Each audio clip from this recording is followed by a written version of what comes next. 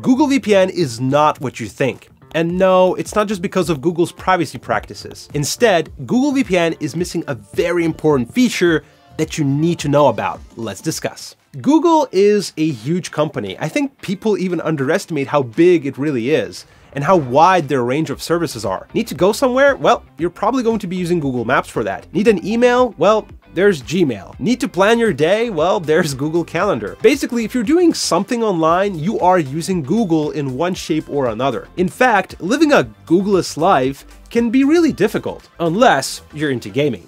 Rest in peace, Google Stadia.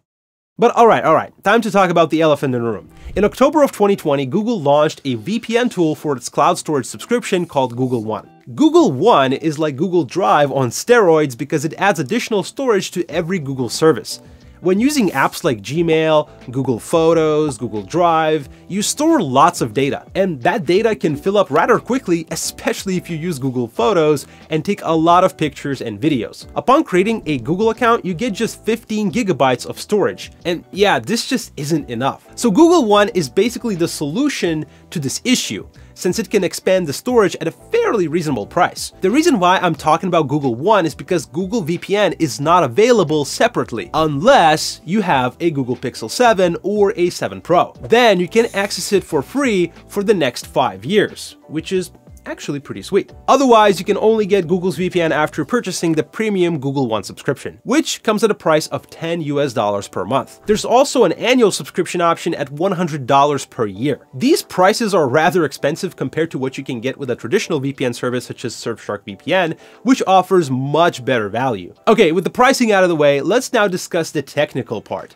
First of all, Google One is not available in every country. Currently, you can use it in 144 countries, but there's some big exclusions here like China and Iran, where online censorship is rampant. In terms of actually using it, all you have to do is install Google One app from the Google Play Store or Apple App Store. Here, it will show you your storage availability, some backup options, but there's the star of the show, the VPN. And well, that's it. There's something missing here, and you probably know what I mean, especially if you ever used a different VPN service before. There's no VPN servers to connect to. As far as we understand, it just connects you to a server that is already in your country. That is totally fine if you want to use public Wi-Fi securely or simply want to hide your IP address from your ISP. But when we compare it to something like Surfshark VPN, there's so many more VPN countries to choose from.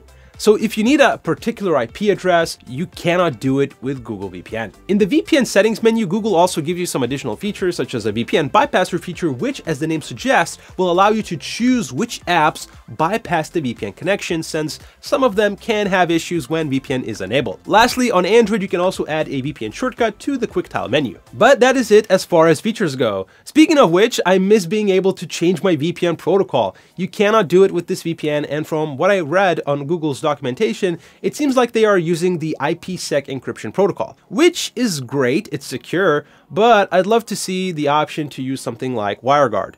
So all in all, Google VPN is really simple, and that is totally fine in my eyes.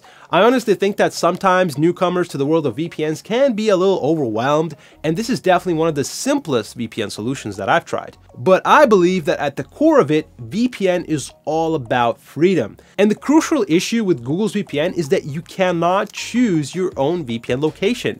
What if I wanted to access specific content from the US or Canada or maybe some other country? Well, that's not possible. This might be silly, but I like to think of VPN services like cakes at a bakery. The main part of the cake is the servers, the VPN locations you can connect to, the quality of them and how fast they are and things like that. And all the icing on the top are things that are nice to have. I'm talking, sleek and intuitive app design, additional VPN features and more. So it seems like Google is trying to sell you an incomplete cake without any filling. I also wanted to say that I don't necessarily trust Google's VPN. Obviously, Google is no stranger to collecting user data. Google is really the king of data if you think about it. So there's always a possibility that they are logging something. And of course, the last thing you want your VPN to do is to log anything about you. That's why it's so important to use a VPN which has a no logs policy. So in conclusion, Google VPN, is it worth it? Well, if you are a Google Pixel 7 owner, definitely give it a try. You have nothing to lose since it's free. Same goes if you are already using Google's One Premium cloud storage.